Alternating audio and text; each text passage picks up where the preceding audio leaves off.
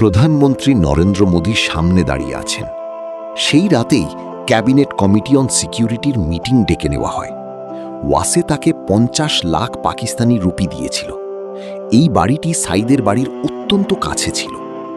তারপর থেকে রয়ের এজেন্টরা নাভেদের বাড়িতে আসা যাওয়া শুরু করে।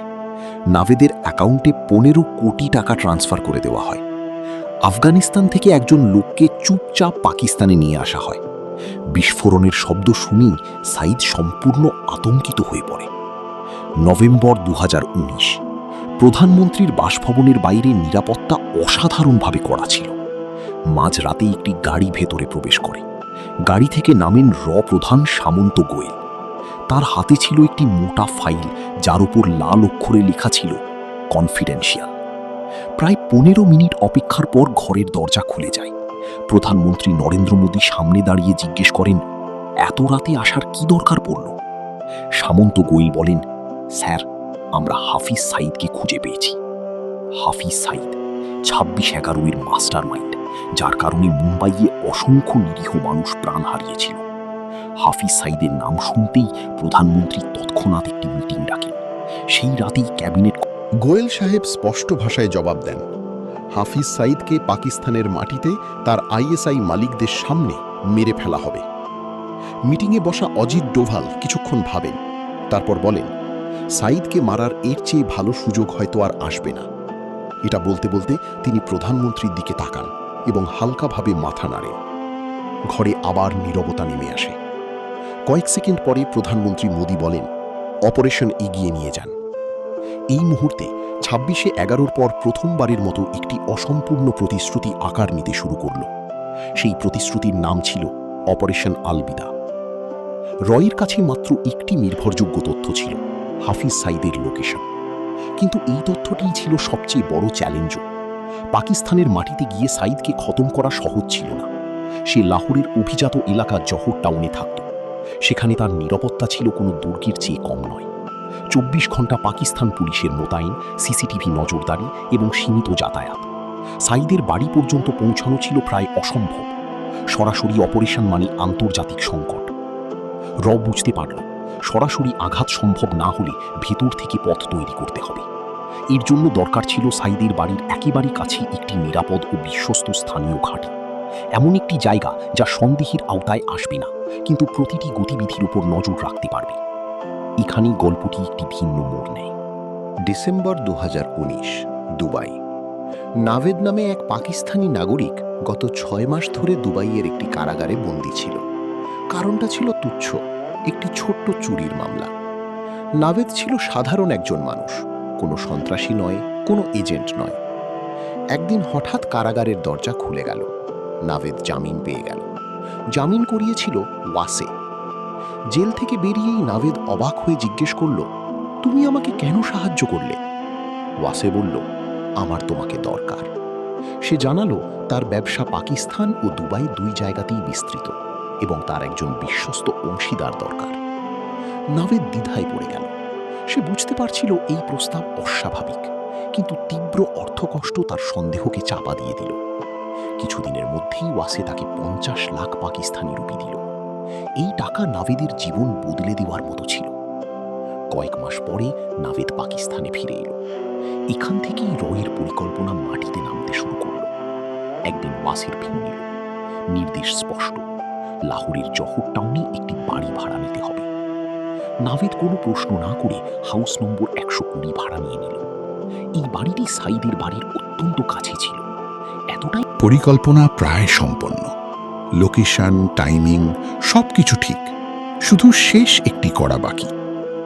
কিছুদিন পরে ওয়াসে নাভেদকে ফোন করে দুবাই আসতে বলল। কারণ জানানো হলো না। দুবাইয়ে দুজনের দেখা হলো। কথাবার্তার মাঝে ওয়াসে হঠাৎ একটি গুরুতর প্রশ্ন করল। বলল, তোমার কি মনে হয় না পাকিস্তান যে সন্ত্রাসীদের আশ্রয় দেয় সেটা ভুল?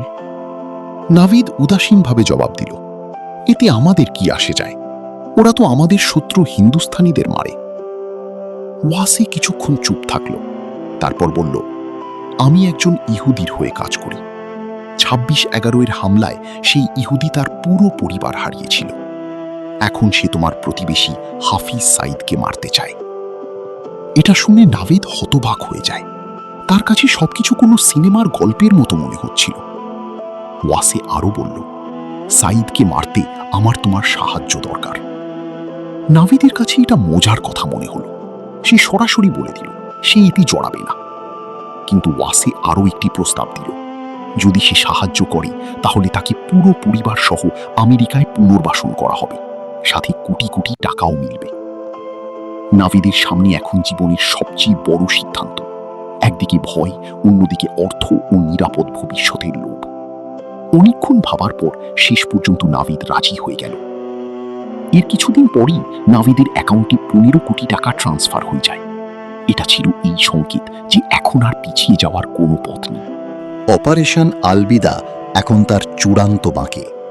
কয়েক সপ্তাহের গভীর চিন্তাভাবনা ও ঝুঁকি মূল্যায়নের পরে একটি চূড়ান্ত সিদ্ধান্তে এলো। ঠিক হলো হাফিজ সাঈদকে কার বোমার মাধ্যমে টার্গেট করা হবে। নাভেদের বাড়িতে থাকা রয়ের এজেন্টরা চুপচাপ একটি কালো টয়োটা করোলা কিনল। সেই গাড়িতে 300 কেজি RDX ভরে দেওয়া হলো। পুরো কাজ এত নিখুঁতভাবে করা হলো যে কেউ সন্দেহ করল না। গাড়িটি নাভেদের বাড়ি থেকে কিছুটা দূরে একটি নির্মাণাধীন ভবনে পার্ক করে রাখা হলো। সেখানে না ছিল কোনো পাহারাদার, না কোনো ক্যামেরা।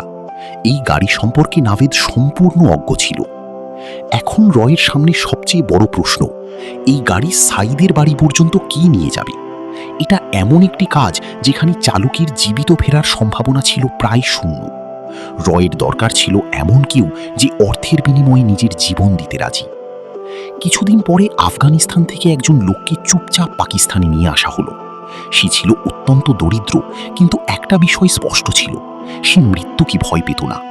তাকে আশ্বস্ত করা হলো যে অপারেশনের পরে তার পরিবারকে বড় অঙ্কের অর্থ দেওয়া হবে।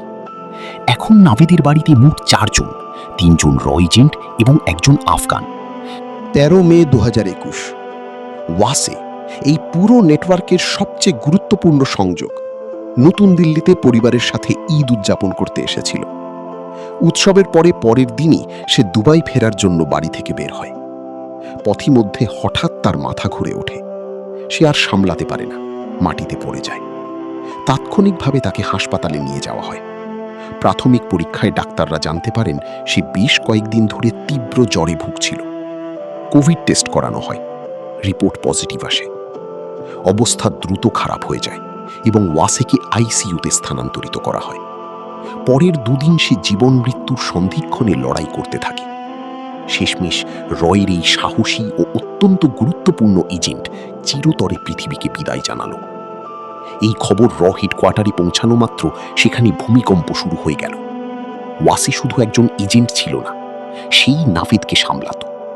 তার মৃত্যুর মানে হলো পুরো অপারেশন ব্যর্থ।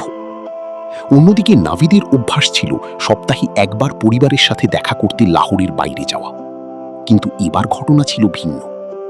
এবার নাভিদের গাড়ি সরাসরি একজন উচ্চপদস্থ ISI অফিসারের বাড়িতে গিয়ে থামল। আসল সত্য ছিল, নাভিদ কখনো সম্পূর্ণ সৎ ছিল না। শুরু থেকেই সে ওয়াসিকে সন্দেহ করে আসছিল। শুরুতে এই সন্দেহ ছিল হালকা, কিন্তু সময়ের সাথে সাথে তা গভীর হতে লাগলো।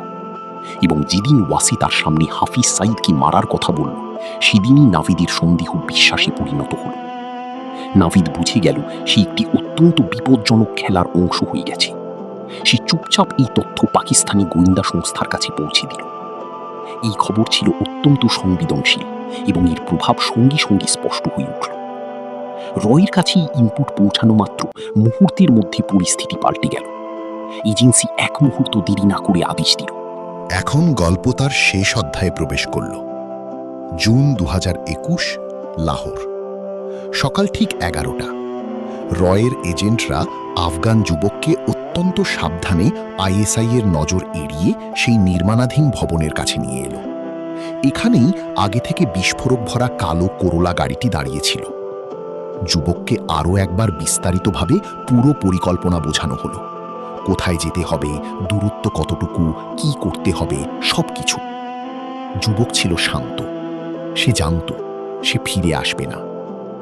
কিছুক্ষণ পরে কালো করোলা গাড়িটি এগিয়ে চলল। গাড়ির ভেতরে 300 কেজি বিস্ফোরক। গাড়ি তীব্র গতিতে রাস্তায় ছুটতে লাগলো এবং হাফিজ সাঈদের বাড়ির কাছে পৌঁছালো। সাইদের বাড়ি থেকে কিছুটা আগে একটি চেকপোস্ট ছিল। সেখানে পুলিশ কর্মীরা প্রতিদিনের মতো দায়িত্বে ছিল। হঠাৎ তাদের চোখ পড়ল দ্রুত গতিতে আসা কালো গাড়িটির দিকে। গাড়ির গতি স্বাভাবিক ছিল না। পুলিশ কর্মীরা তাৎক্ষণিকভাবে হাত তুলে গাড়ি থামানোর ইশারা করল, কিন্তু এর আগেই গাড়িটি সরাসরি ব্যারিকেডে ধাক্কা মারল এবং পর মুহূর্তে একটি প্রচণ্ড বিস্ফোরণ ঘটল। বিস্ফোরণের শব্দ পুরো জহর টাউনে প্রতিধ্বনিত হল। আগুন আর ধোঁয়ার কুণ্ডলী আকাশে উঠতে লাগল। বিস্ফোরণের শক্তি এতটাই তীব্র ছিল যে হাফিজ সাইদের বাড়ির প্রবেশপথ, লোহার গেট এবং সামনের কাঠামো সম্পূর্ণ উড়ে গেল। যে মানুষটি বছরের পর বছর ভারতের নিরীহ মানুষের জীবন কেড়ে নিয়েছিল, আজ তার বাড়িতেই মৃত্যু করা নাড়ল। বিস্ফোরণের শব্দ শুনেই সাইদ সম্পূর্ণ আতঙ্কিত হয়ে পড়ল। কি হচ্ছে